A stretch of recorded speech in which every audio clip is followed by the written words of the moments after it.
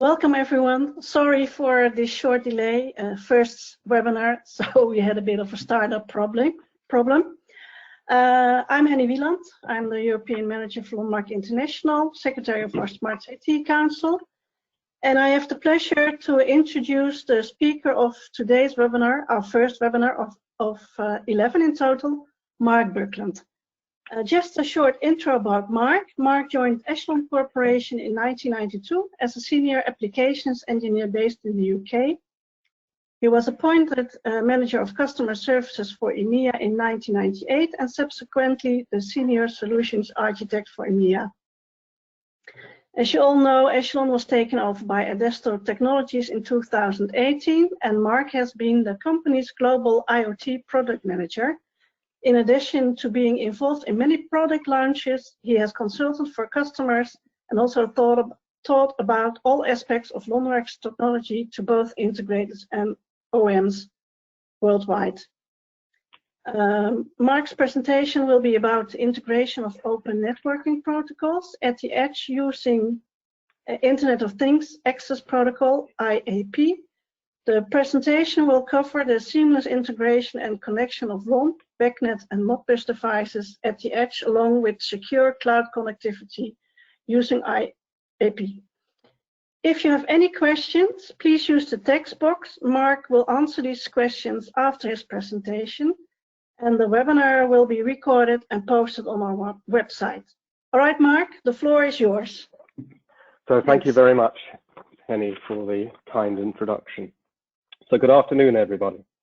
So I'll be with you until 6 o'clock CET, so that's an hour. So the things that we'll be looking at is the genesis behind the Internet of Things Access Protocol. That's the last time you'll hear me say that. It will be subsequently referred to as IAP. We'll look at IAP basics, and then we'll look at a product which is based on top of IAP, which is Adesto's SmartServer IoT, and see how easy it is to integrate multi-protocol devices within the SmartServer IoT. And at the end, we'll have about 10 minutes for a question and answer session. So as Henny said, save your questions up, send them over the chat, and then we'll cover them at the end of the presentation. So let's just look at the forces behind the need for IAP. So firstly, data silos are prevalent across the industrial IoT.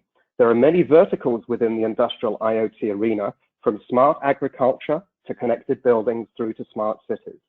Many of the associated sub-verticals were never designed to interoperate and often exist as isolated data silos based on a variety of protocols. So democratization of data begins with the ability to connect and communicate across these silos, irrespective of the underlying protocol.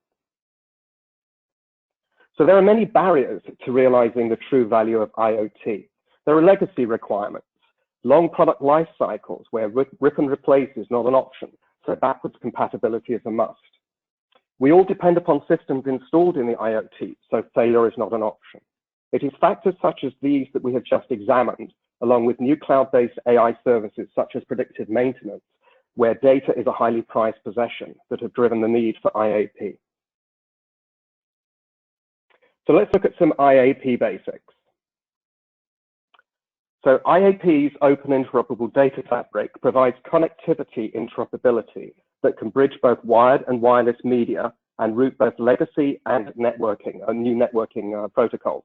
It also provides data interoperability where events seamlessly flow between devices irrespective of the underlying protocol. A range of standard services and apps exist throughout the fabric. So IAP provides an interoperable solution with seamless edge networks with consistent capabilities across all devices, no matter what protocol they are based on, and it is compatible with any cloud or management system. The IoT never stands still, and IAP provides an extensible solution with an expansive common data model, pluggable drivers, services, and a modular interface. IAP is also open with a standards-based data model, a suite of open published APIs, and open management tool. More importantly, IAP provides secure IP connectivity using TLS and user and role-based security. So let's have a look at the LonMark Web Services architecture that's currently going through standardization. So the Web Services architecture itself is within the dotted line, as you see on the slide.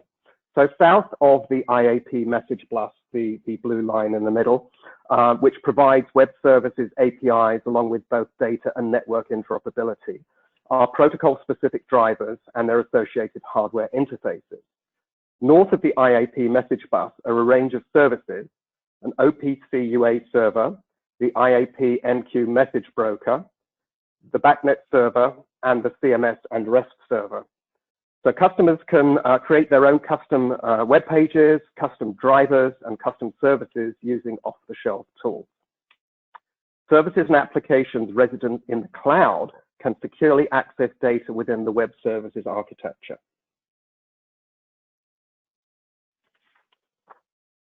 So if you look at the APIs themselves, APIs enable developers to create applications that can access the data in our edge devices. They can provision and maintain devices. They can monitor and manage alarms and do things like set and manage schedules. And these APIs can run in a variety of places. In remote browsers for a custom web UI, in remote servers for analytics, whether it's AI-based or other types of application, or they can be locally hosted on the edge server. There are two APIs that are available, IAP MQ, which is used for both local and remote applications, and apps are typically written in this case in Node.js, and IAP REST, which is used for the creation of web pages.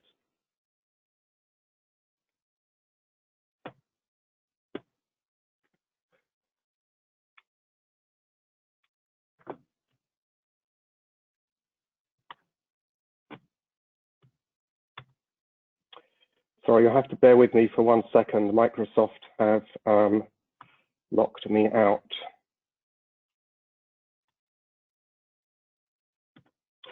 Okay, so we mentioned multi-protocol support. So IAP Edge Server Protocol drivers that live south of our IAP message bus create protocol abstractions that are consumable locally and also by cloud services. And they provide a common representation of our edge devices and data that are agnostic to the device types and their underlying protocols. But more importantly, they preserve both the essential functional and type metadata.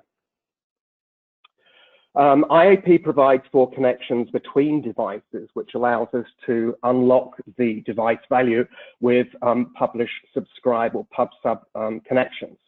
So publishers and subscribers may be on different edge servers or devices and run on different protocols. And publishers and subscribers may also use different data encoding.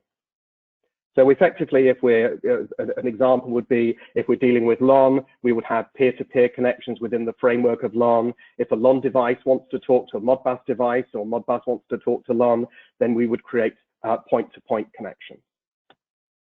So there's a range of standard services. And it is important to know that having distributed services at the edge significantly improves system availability and responsiveness.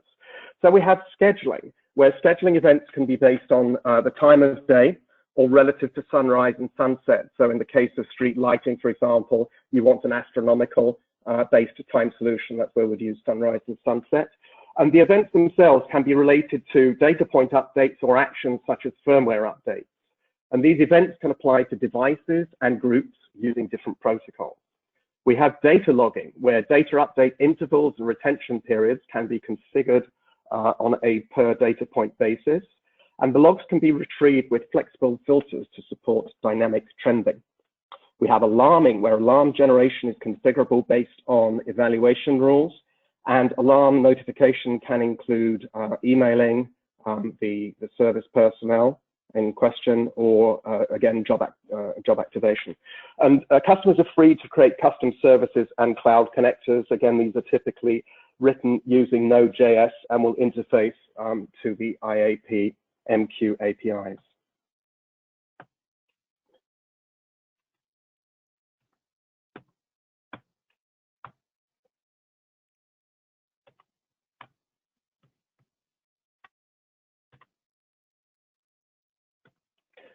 So let's have a quick look at MQTT. If we go back on the left-hand side of the screen, we can see the LonMark Web Services architecture.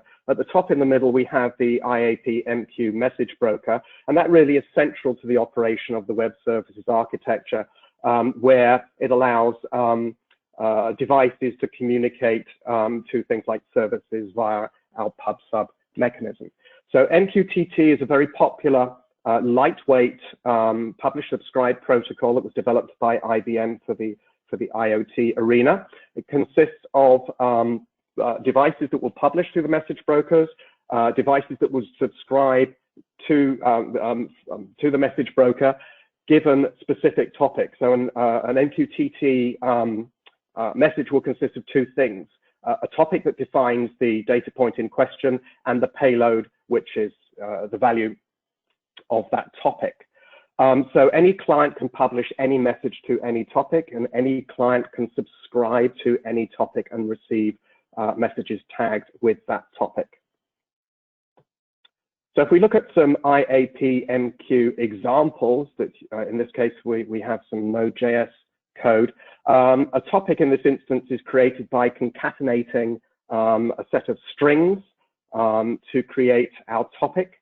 And then if we look at the second line, we see MQTT client.publish. This is where we publish to the message broker our topic string against our payload, which in this instance is the SP data point, and we are addressing the value property of the SP data point and assigning it to 20. In this instance, it's 20 degrees C. So if we wanted to subscribe to light level updates from a lux sensor called DID, again, we would create our topic by concatenating some strings together, and then all we then do is call MQTT client.subscribe with our topic string. So it's very, very simple to code for IAP MQ. IAP MQ has a range of events that applications can subscribe to, and they provide for live reporting. So we have a bunch of topics. So we have the EV data or event data topic. You can see in this screen grab beneath a whole range of updates coming in from the EV data events. And what I've done in this instance is to set up polling rates for external devices. These devices are BACnet, Modbus, IAP, and LON. And the data points are coming in, and they are ending up on the EV data events. And then an application can subscribe to that and filter accordingly. So we've also got the debug, info, warning, error, and alarm events. So if an alarm is coming in, when we've set up, for example, if light level goes above 500 lux, then that will come in on the alarm event, and then you can process that subsequently. I'm not saying that you would normally operate IAP at this level. This is just to give you an insight, and it would be more the developer that would be doing this.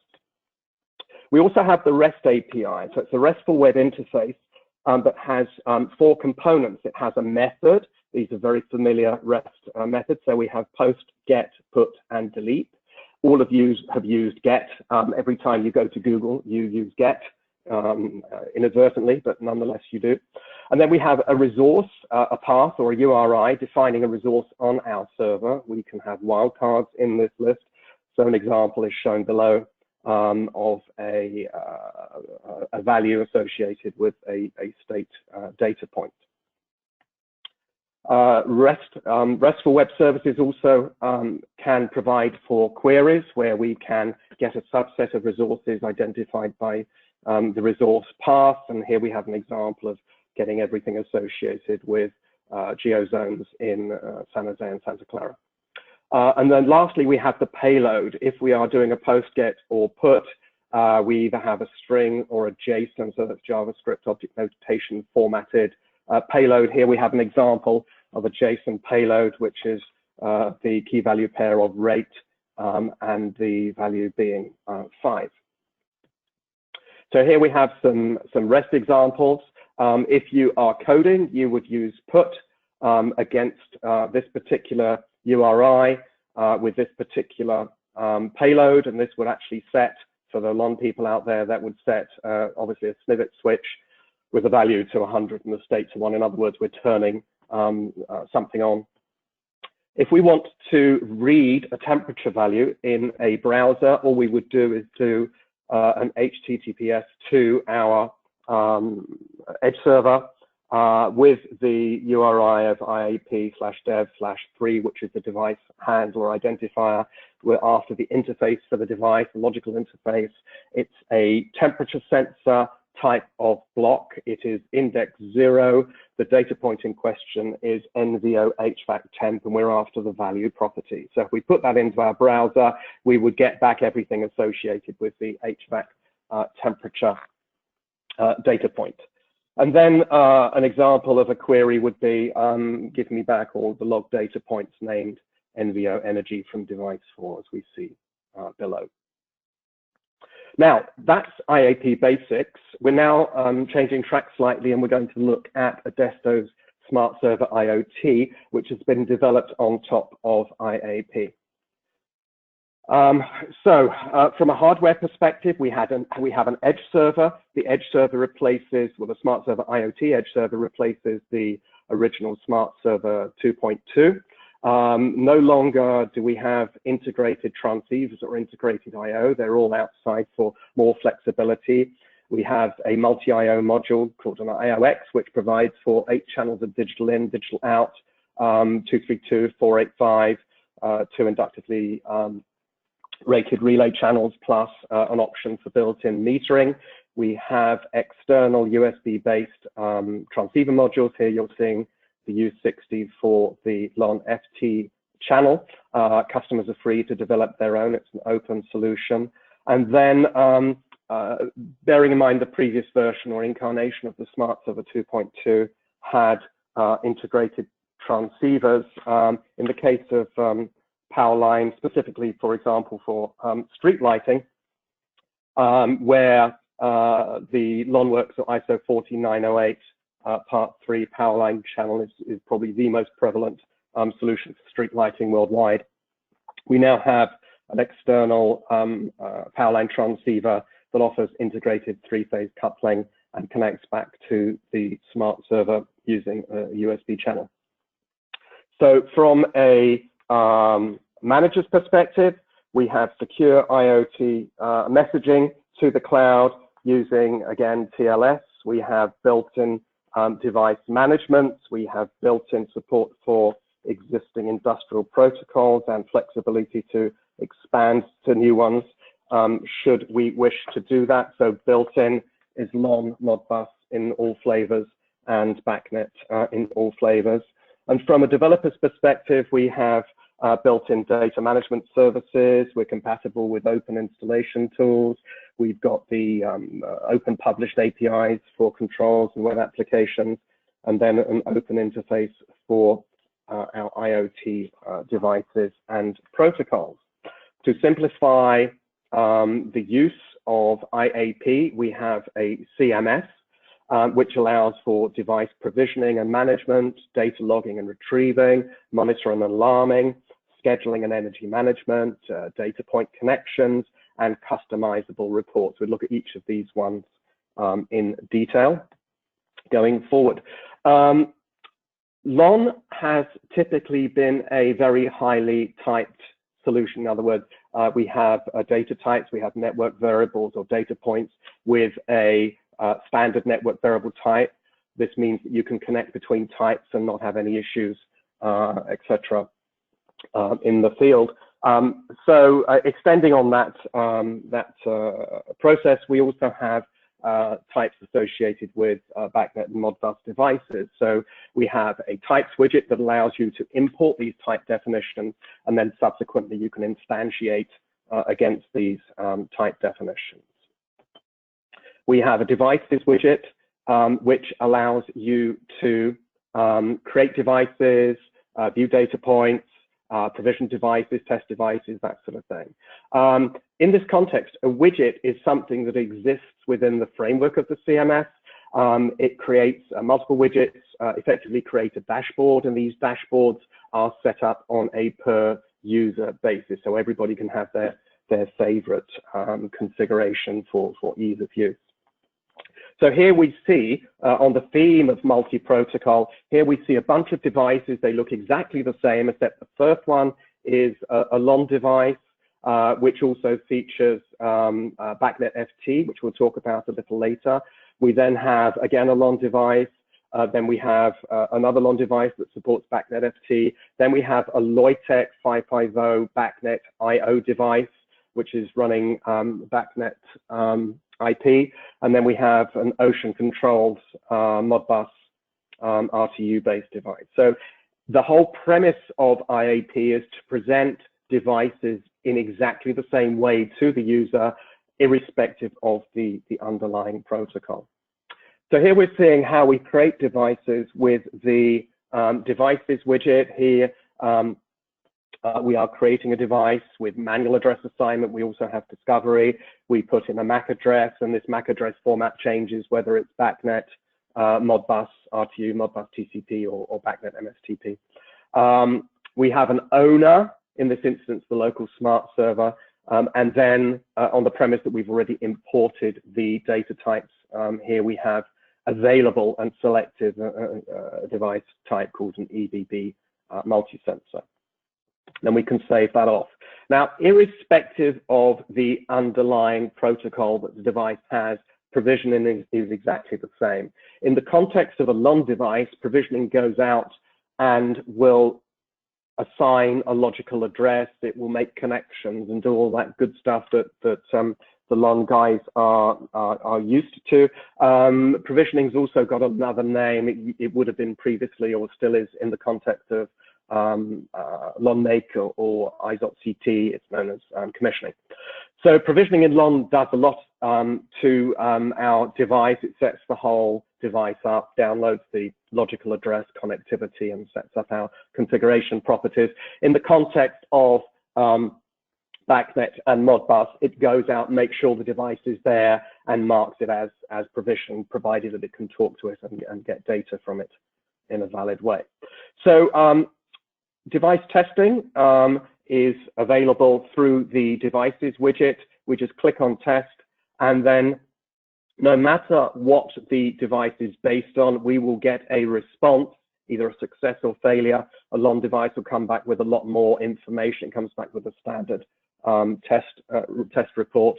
But in terms of Modbus and BACnet, it just goes out and makes sure that it can actually talk to the device at the assigned address.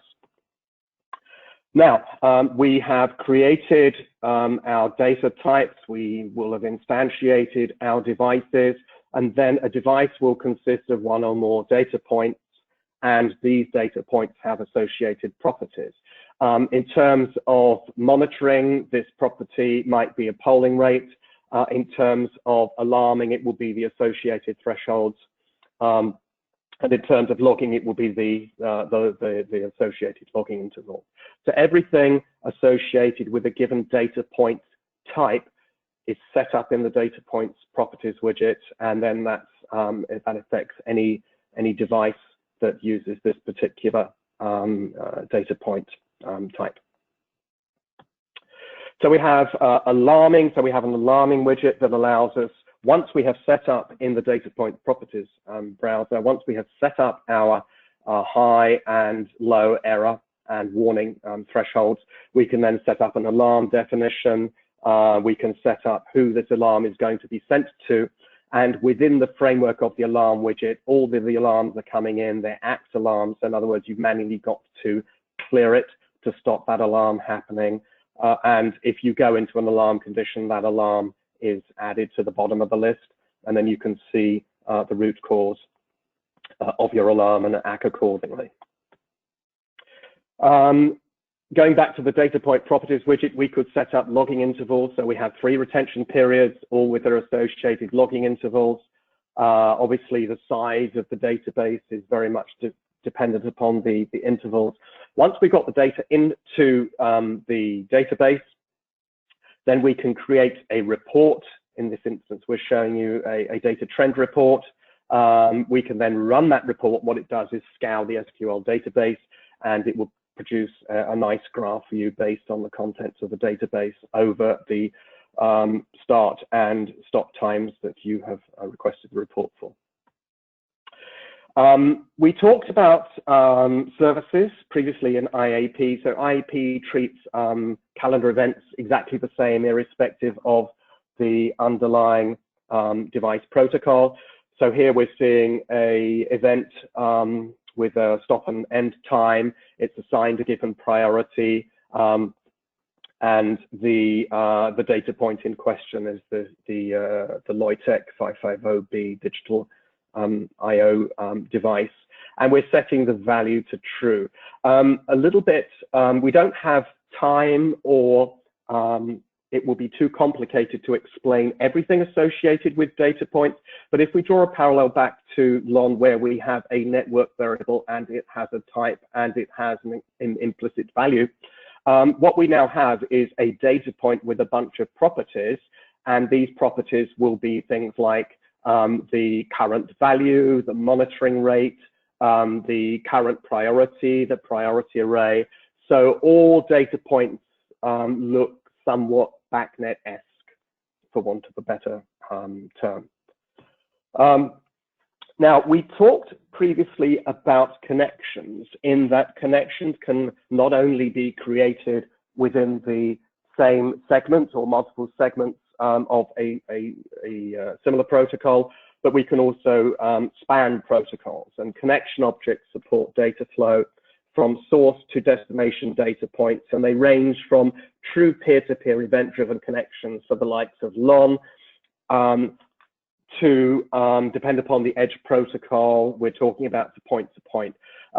So in the case of Modbus, you have slave devices that are out there. The master has to go out and write to that slave device, but if we wanted a Modbus data point as a source, some fancy tricks happen under the hood, where the SmartServer goes out as fast as it possibly can to sample the data point, so that we reduce the latency associated with a source Modbus, or for that matter, a BACnet data point. So we do get very, very good response times through optimization on point-to-point connections, but obviously in LON, where we're dealing with peer-to-peer, we're in the normal millisecond range.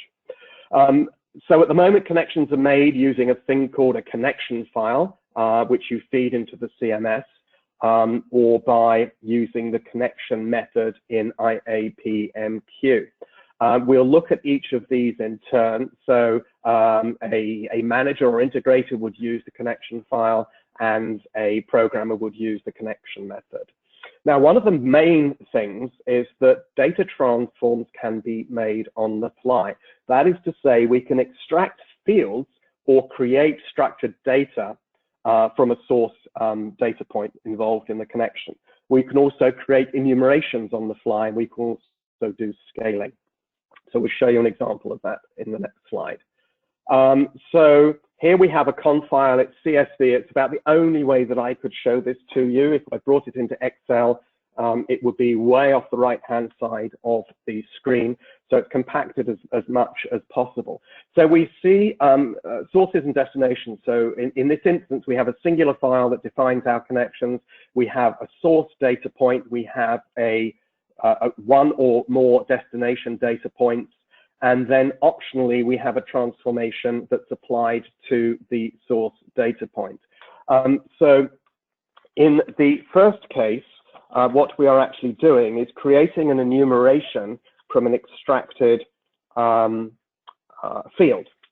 And that's quite an interesting thing to do. It allows us to, in this instance, take a snippet switch, extract the state field, and map it to an enumeration for a device that needs something completely different. It needs an enumeration which is either true or false, which will be derived from in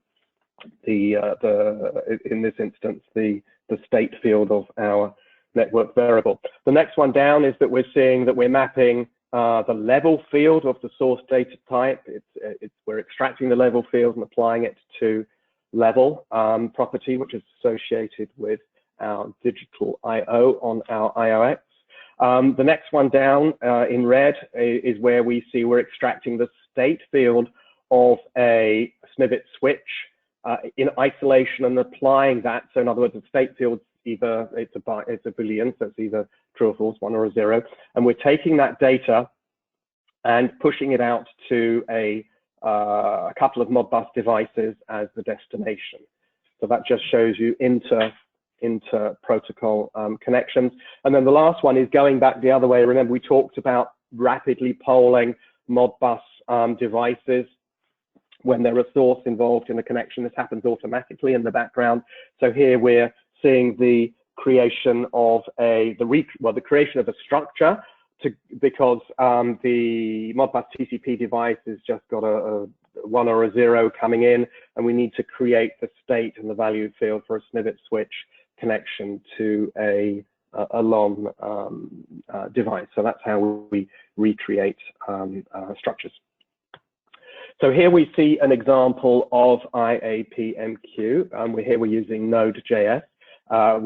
We have a function which is create our connection. Again, we're concatenating a bunch of strings together to create our topic, and then we need to specify the payload sources and destinations. So here we are using the action, which is create, and then our arguments against that will be the sources, which are here, the destinations, which are here, and then we publish that to the message broker, and this is now identified by a handle which is called my connection. So we can subsequently reference that programmatically. And then what we're then doing here subsequently is provisioning the connection, and we're using the provision action.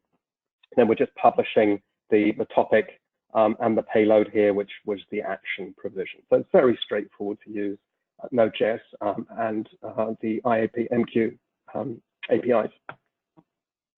Now, we talked about OPC UA. The SmartServer has OPC UA integrated. The SmartServer is running in an ARM processor. There is only finite horsepower. If you want to run a huge, great big SCADA, which is pulling in information from a variety of sources, maybe you've got a whole range of smart servers or edge servers which are looking after their own submetering or their own edge network, and then you want to pull it in using things like Wonderware or LabVIEW, and then display using the amazing benefits of Wonderware or LabVIEW, then typically you will connect to both of those either using DDE or OPC UA.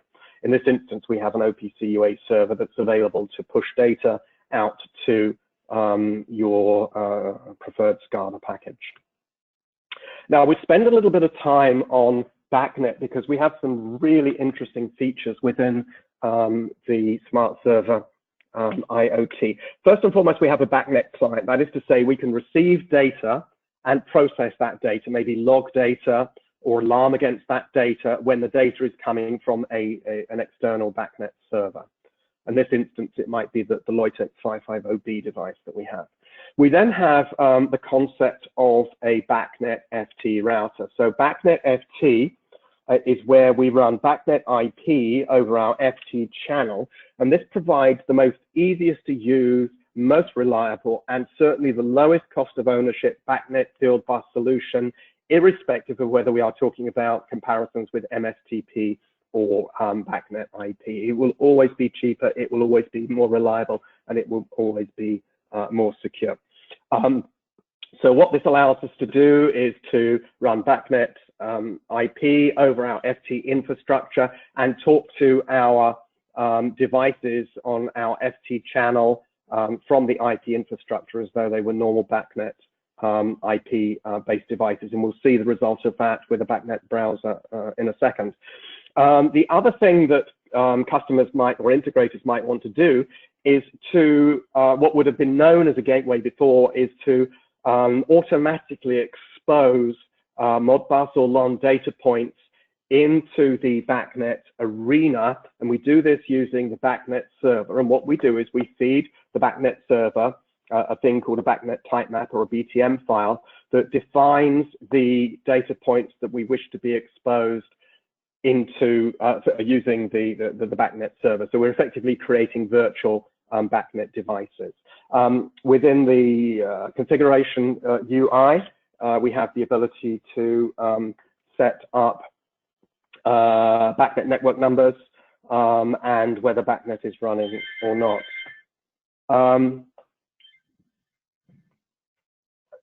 Sorry, the most inconvenient things like telephones will ring at the wrong time.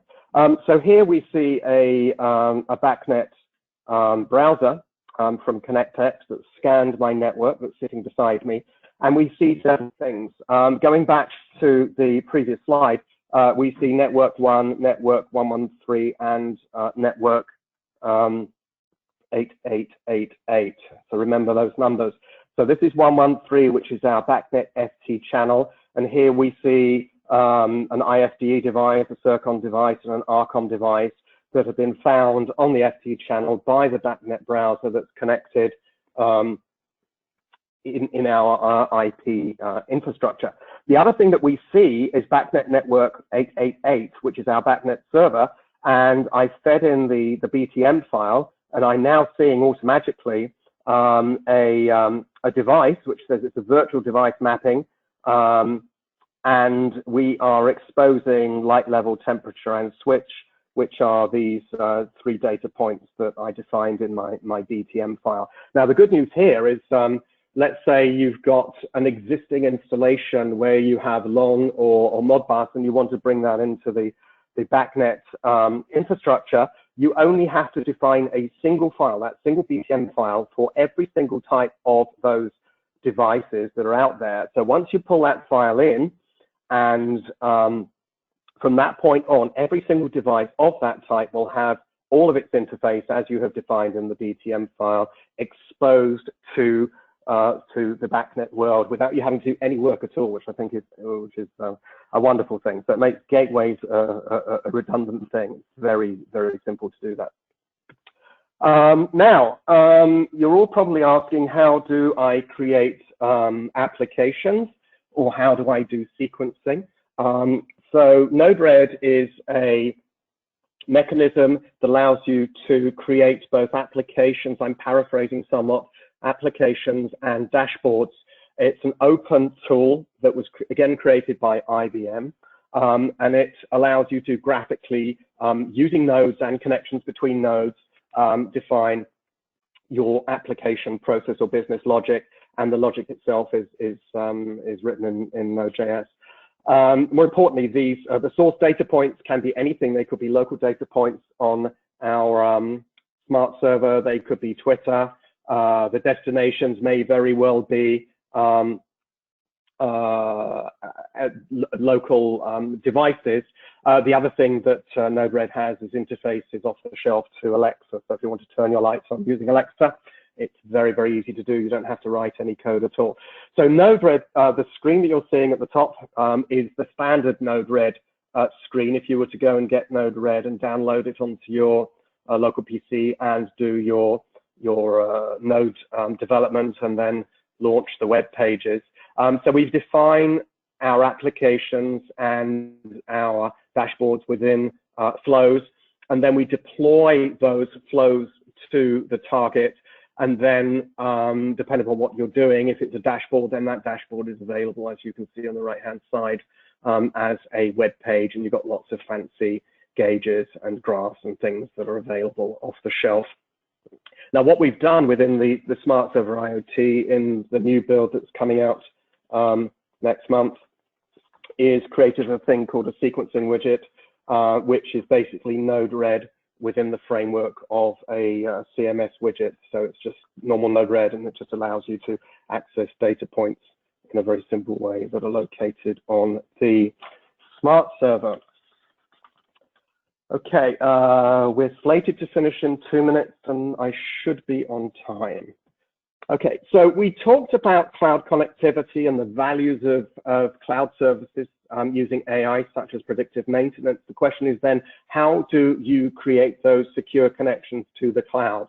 If we go back to our LonMark Web Services architecture picture that we saw earlier, on the right-hand side here, we saw custom services. And a service differs from an application in that an application can have its own data points, both in terms of inputs and outputs, and access data on the smart server as well. But a service can only access data. It doesn't publish its own data. It doesn't have anybody to publish to it, as it were. So a service will do things like monitoring the event channel, as we saw before, and filtering anything out that's unnecessary and pushing out to the cloud. Now, the question is, how difficult is it to do this? And my answer to that is it's ridiculously simple. Here you see a nearly full-featured Node.js app, where the first thing we have to do is create a connection to the Microsoft Azure IoT Hub, which all we have to do is pull in the Azure toolkit, use Azure client.open, and we are provided with a connection string that establishes the TLS secure side of the equation. Once we've connected to Azure, we then create a connection to our SmartServer's MQTT message broker using this line here. So this is standard Node.js MQTT.connect to our message broker on port 1883. And then we subscribe, in this instance, Apollo topic is GLP/0/plus/EV/data. And then every time we get a message coming in against that particular topic, we then pass the data, because we need to pass the JSON string, and then build our outgoing message to Azure, and then send it up to the cloud using Azure Client Send event. So that's basically all you have to do, and even for a non-programmer, and I wanted to keep this as simple as possible, it should be relatively obvious that it's a near trivial, not necessarily completely trivial, but nonetheless, from a programming equation, it's a trivial exercise. Once we have called the send event, what then happens is the data gets sent up to Azure. Now, whether we're using Watson, AWS, it's all exactly the same thing. We're just sending data to their IoT hub instead of Azure's. And then when it gets to the IoT hub, it then gets pushed off to another service, which then processes the data and pushes it up to Power BI. That service is called Streaming Analytics. And by the way, before you sign up to Azure, you should know that they have a very, very cheap connection to the IoT hub, but it's the streaming analytics that costs the money. So here we see on the left-hand side a screenshot of a Power BI dashboard, which is receiving data from LON devices, Modbus devices, BACnet devices, and IAP devices, just to show on the theme of integrating multi-protocol devices, how simple it is using IAP to achieve our objective of integration irrespective of the underlying protocol. And with that, we will finish the presentation and pass it over to Henny for the Q&A.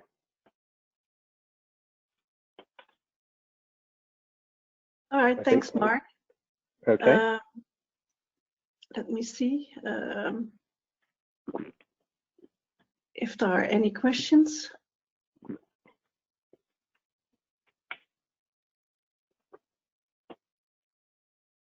Obviously not. We answered all the questions. Well, I think I saw one question. Let me check. The attendees. Maybe I can help, Henny. There was so far one general question about this webinar, if it is available on demand. And yes, this webinar is recorded and it will be posted next week on our website. Right. Okay, well, if there are no questions, then first of all, thanks, Mark. Thanks a lot for this presentation, and thanks everyone for attending. I just wanted to remind you that our next webinar will be next week, Thursday, 2 July, also 5 p.m. CET. And the presenter will be Francois Achard from City Loan. He will talk about public lighting management, the way to your smart city. So, thanks everyone for being with us today, and we hope to meet you again soon. Have a nice evening. Thank you. Microsoft.